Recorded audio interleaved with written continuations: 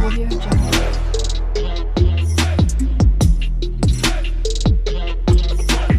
Audio Jungle. Episode 4 Motel California dimulai dengan Kang He mencoba menghentikan pernikahan Yeon-soo, tetapi Yeon-soo telah pindah darinya setelah penolakan singkat Kang He.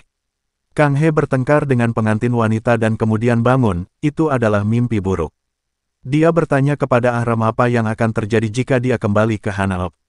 Karena mereka telah menemukan pasangan masing-masing, Ahram mengatakan bahwa Kang He dan Yeon-soo akan baik-baik saja jika dia kembali. Kang He bersikeras bahwa dia tidak akan kembali.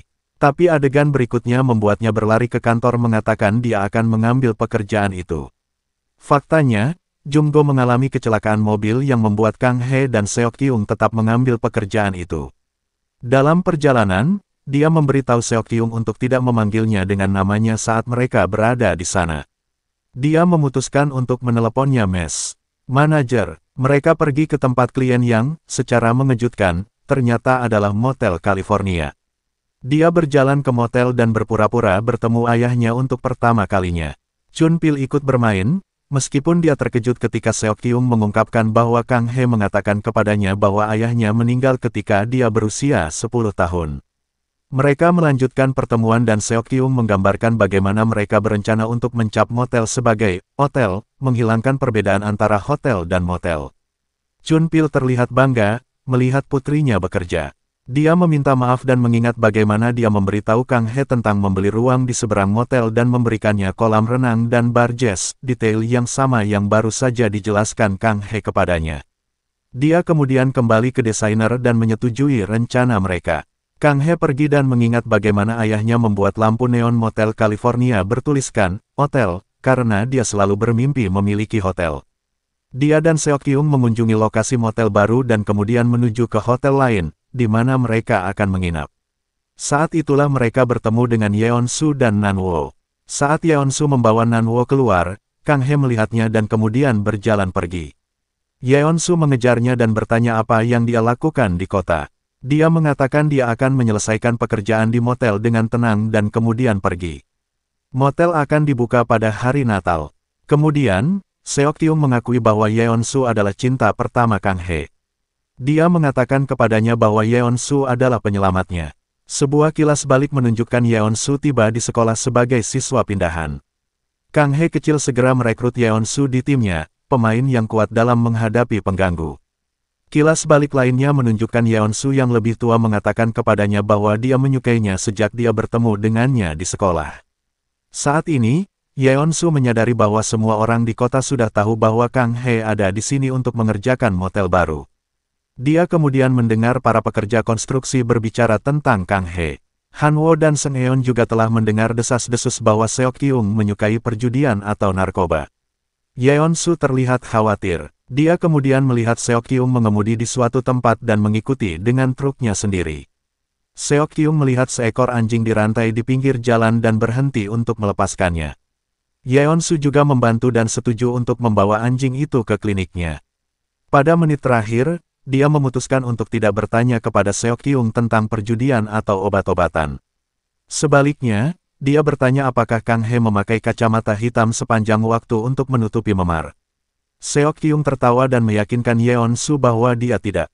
Sementara itu, Kang He pergi ke klinik Yeon-soo setelah dia melihatnya pergi.